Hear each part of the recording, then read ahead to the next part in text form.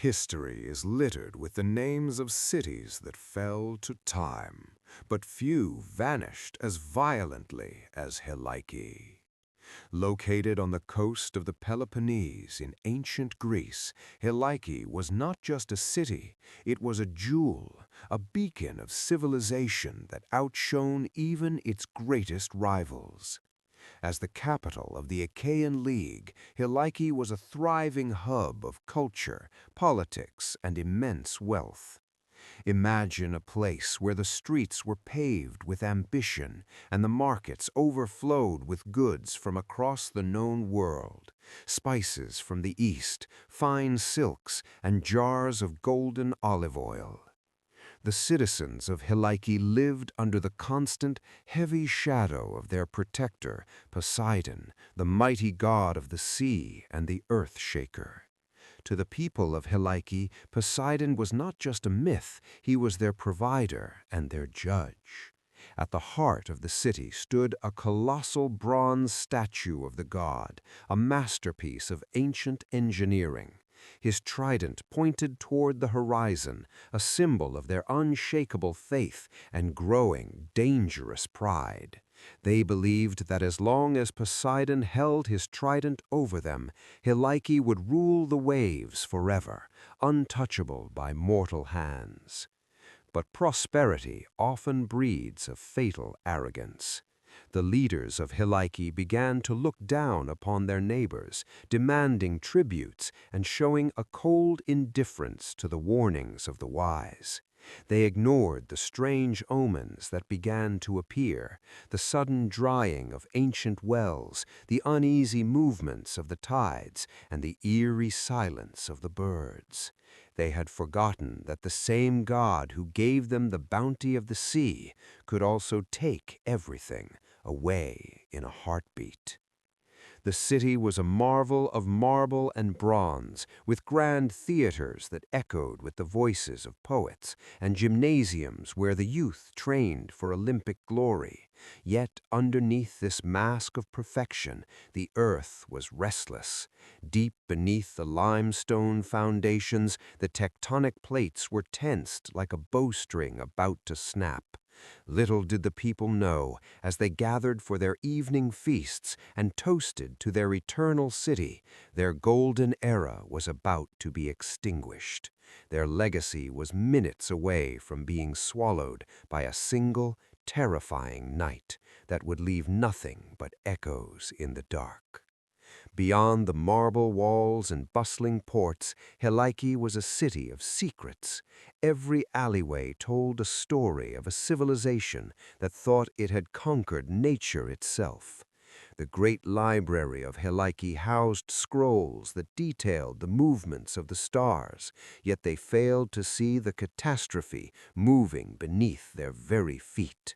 Even the priests, usually so attuned to the whispers of the gods, remained silent as the air grew heavy with a metallic scent, the smell of the deep earth rising. Visitors from distant lands spoke of Helike as a place of endless sunlight, but that light was casting long, ominous shadows. The city's wealth was built on the sea, a sea that was now preparing to reclaim its due. The grand festivals in the central plaza, filled with music and the scent of roasted offerings, were unknowingly the city's final celebrations. They toasted to eternity, unaware that the clock of history was ticking its final seconds for them. As the sun set for the last time over a standing Helike, a chilling wind began to blow from the Gulf of Corinth, carrying with it the cold breath of the abyss. This was the peak of their glory and the absolute edge of their extinction. The silence of that final evening was not peaceful, it was heavy, as if the atmosphere itself was bracing for an impact. In the distance, the low-lying mountains seemed to huddle closer to the shore, and the waves of the Gulf of Corinth lapped against the docks with a rhythmic, hollow sound, like a drum counting down the end. Families retreated into their homes, bolting their doors against the strange, cold drafts, never imagining that these walls would soon become their tombs. The city of Helike, in all its golden splendor, stood on the precipice of a void. It was the last hour of an empire, the final breath of a people who believed they were immortal. As the last embers of the hearth fires dimmed, the clock of fate struck 0. The earth began to groan, and the nightmare was no longer a prophecy.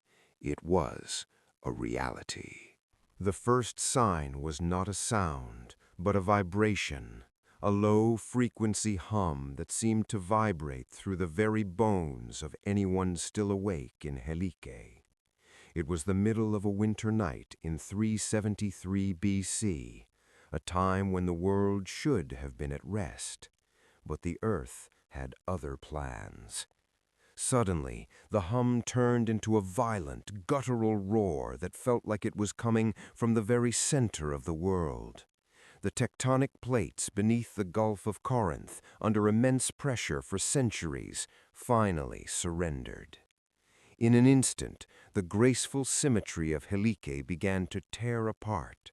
The massive limestone columns of the Temple of Poseidon, once thought to be eternal, buckled like dry twigs. Marble floors that had hosted the feet of philosophers and kings split open, revealing dark, bottomless chasms. Panic, cold and absolute, gripped the hearts of the thousands who were jolted from their sleep. In the darkness, there was no direction to flee. The streets they had walked every day were now a shifting, deadly maze of falling stone and rising dust. This was not a typical earthquake. This was the liquefaction of the land. The ground beneath the city, saturated with water, turned into a thick, treacherous soup. Grand villas that had stood for generations began to sink as if the earth itself had become an ocean. People reached out for solid ground, only to find it dissolving beneath their fingers. The great bronze statue of Poseidon, the city's silent guardian, tilted and then fell, his iron trident clattering uselessly against the broken stones. Above the din of collapsing stone rose the collective scream of a civilization realizing its end. Mothers clutched their children as their homes became stone traps.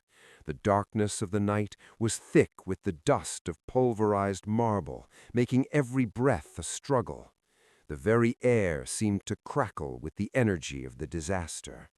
As the first wave of tremors subsided, a deathly silence fell over the ruins, but it was a deceptive calm. Survivors, trapped in the debris, looked toward the coast for salvation, hoping for the help of the neighboring cities. But what they saw in the moonlight was far more terrifying than the earthquake itself. The sea was not calm. It was retreating, pulling away from the shore with a haunting, sucking sound, exposing miles of the dark, slimy seabed. The Gulf of Corinth was drawing its breath for the final blow. The people of Helike, bruised and broken among their ruined glory, had no way of knowing that the earth-shaker was about to finish what he had started. The retreat of the sea was not just an anomaly, it was a void in the universe, a vacuum waiting to be filled with fury. Those standing on the tilted remains of the docks watched in paralyzed horror as the moonlight reflected off the wet, dark sand where the waves should have been. For several long, agonizing minutes, the only sound was the distant groaning of the shifting earth and the faint, desperate cries from beneath the rubble.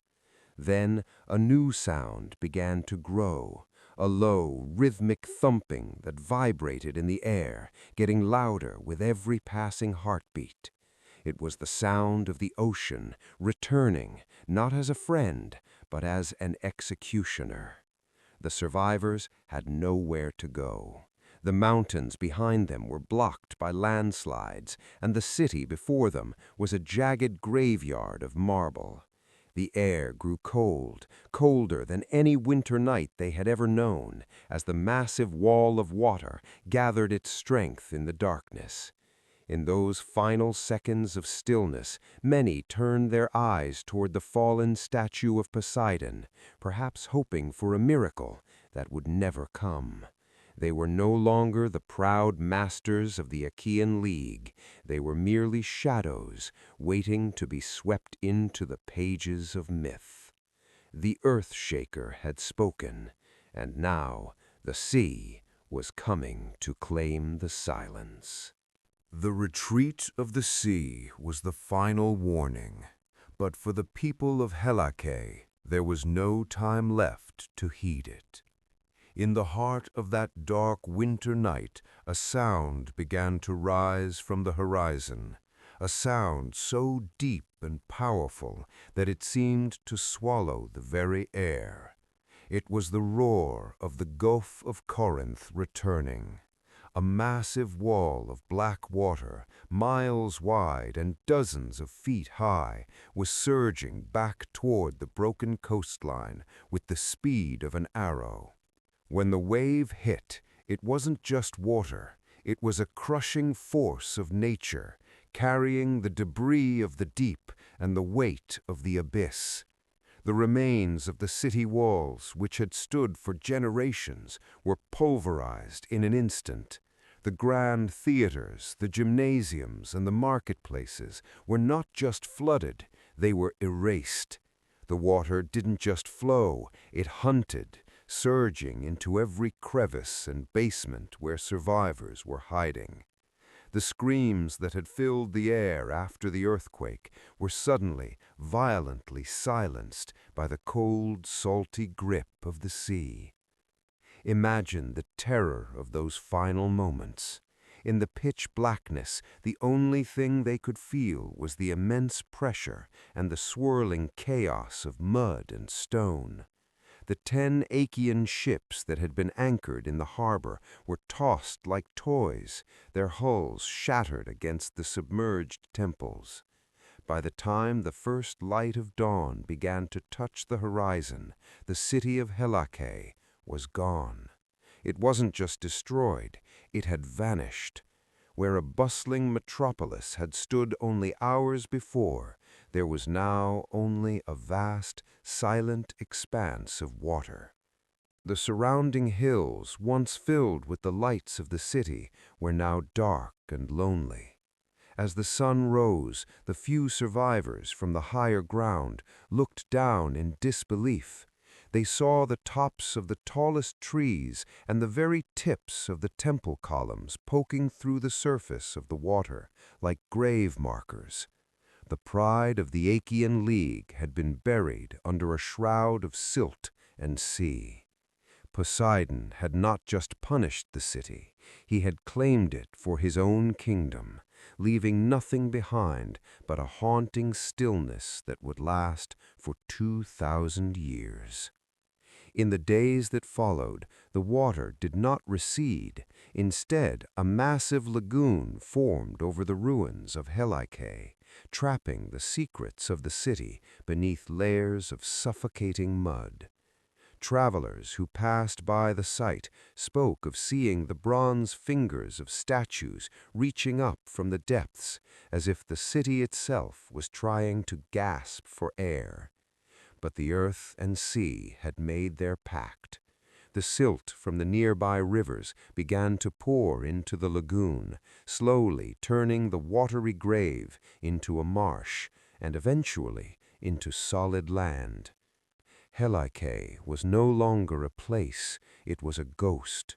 For centuries, the story of its sudden end was told around campfires and in the halls of scholars, becoming a legendary warning about the fragility of human achievement. It was a tragedy so complete, so absolute, that many began to doubt it had ever existed at all. They called it a myth, a tale to frighten the arrogant, while the city itself lay in the dark, cold embrace of the earth, waiting for a future that seemed impossible. For over 2,000 years, Helike was a name spoken only in whispers, a ghost story told by scholars and sailors. What was once the proud capital of the Achaean League had become a shadow, a riddle that seemed to have no answer. As the centuries passed, the silt from the Selinus and Kerenets rivers continued to bury the ruins deeper and deeper, hiding the tragedy under layers of fertile soil and vineyards. Above the ground, life went on, oblivious to the silent world beneath. The great thinkers of antiquity, from Plato to Aristotle, wrote about Helike as a grim reminder of divine wrath. Many historians believed that the sudden and total disappearance of Helike was the real-world inspiration for Plato's legend of Atlantis.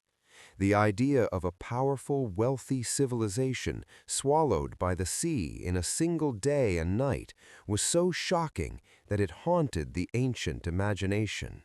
Yet, as the Middle Ages arrived and the Renaissance passed, the exact location of Helike was forgotten. Maps were drawn and redrawn, but the spot where Helike once stood remained a blank space, a lost piece of the human puzzle. In the 18th and 19th centuries, early archaeologists and treasure hunters began to scour the Gulf of Corinth. They looked into the deep, dark waters, searching for the bronze trident of Poseidon or the marble columns of his temple. They found nothing. Some claimed the city had been swept into the deepest trenches of the sea. Others began to argue that Helike never existed at all, that it was merely a poetic invention to teach a lesson about human pride. But the legend refused to die. Local fishermen still told stories of their nets getting caught on submerged ruins, and on very clear days, some claimed to see the ghostly outline of buildings beneath the waves. Helike remained a siren song for explorers, a holy grail of Mediterranean archaeology. It was a city waiting for the right moment and the right technology to finally tell its story to a world that had long since moved on. The mystery of Helike wasn't just about where it went, but what it left behind in the human psyche. For generations, the story was a dark stain on the map of ancient Greece, a place where the gods had supposedly reached down and personally snuffed out a flame of civilization. Thinkers like Pausanias and Strabo visited the site centuries later, peering into the waters and writing of the eerie, weed-covered ruins that still seemed to pulsate with the energy of that final night. They spoke of the city as if it were a living thing, held in a state of perpetual drowning, a warning to any who dared to put their faith in the permanence of stone and bronze. This long period of silence transformed Helike from a historical fact into a haunting metaphor. It became the ultimate symbol of the vanishing. Every time an earthquake shook the Mediterranean or a storm surge threatened a coastal village, the name of Helike was invoked as a reminder of how quickly the world can change. The city's absence created a void that was filled with folklore, tales of ghost ships seen near the submerged harbor, and voices heard on the wind during winter storms. It was as if the city was refusing to stay buried in the mind of the world, even as its physical remains were slowly being fused into the Earth's crust. As the 20th century dawned, the question was no longer if Helike existed, but when it would finally choose to be found, ending 2 millennia of whispered speculation. The wait for Helike was a long, silent vigil that spanned empires and eras. It remained a secret kept by the silt and the tides, a treasure hidden not by gold, but time itself. But as the tools of man grew sharper and our curiosity deeper, the earth could no longer hold its grip. The stage was finally set for the greatest archaeological resurrection of our time. The legend was about to become a reality once more. The search for Helike was never just about finding ruins. It was about confronting a nightmare that had been frozen in time. In the early 2000s, after decades of failed underwater expeditions, a team of dedicated archaeologists shifted their gaze away from the deep sea and toward the inland plains. Using ground-penetrating radar and satellite imagery, they finally pierced the veil of history. They discovered that Helike had not been swept into the abyss. It had been buried alive, hidden just beneath the soil of olive groves and vineyards. As the first trenches were dug, the past began to speak.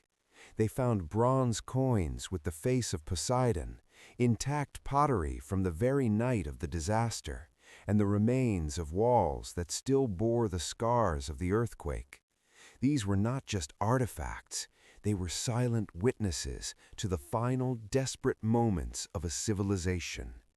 One of the most haunting discoveries was the evidence of the lagoon, the layers of shells and sea silt that proved how the city had been submerged for decades before being covered by the earth. But the most important lesson of Helike is not in its discovery, but in its warning. The city's fall reminds us that the earth is a living, breathing entity, indifferent to the structures we build upon its surface. We live in an era of technological marvels, much like the people of Helike believed in their era of marble and bronze. Yet nature remains the ultimate architect and the ultimate judge. The tectonic plates that destroyed Helike are still there, silent and tense, waiting for their next movement. As we look at the ruins of Helike today, we see more than just broken stone. We see the fragility of the human ego. We are guests on this planet, and our survival depends on our respect for the forces that allow us to exist. Helike was lost for 2,000 years to teach us this one truth, that what we take for granted today can be reclaimed by the earth tomorrow. The story of Helike is now complete, emerging from the dark soil to stand as an eternal monument to the power of nature and the resilience of the human spirit. Remember Helike, for in its shadow we see our own reflection. The resurrection of Helike is more than an archaeological victory. It is a conversation with a lost world.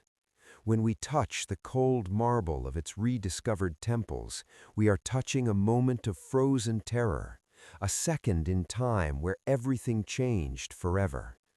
This city, once the pride of the Achaean League, now serves as a global heritage site, a place where scientists and dreamers alike come to understand the delicate balance of our existence. We often think of history as something behind us, a series of dates and dusty relics. But Helike proves that history is always right beneath our feet, waiting to be acknowledged. As the modern world faces its own environmental challenges, the story of this vanished city becomes more relevant than ever. It tells us that no empire is too grand to fall, and no city is too strong to be reclaimed by the elements. In the quiet evenings over the Gulf of Corinth, as the sun dips below the horizon, one can almost hear the echoes of the ancient marketplace and the rhythmic chanting of the priests of Poseidon. They are gone, but their story remains, a testament to human ambition and a humble nod to the overwhelming majesty of nature.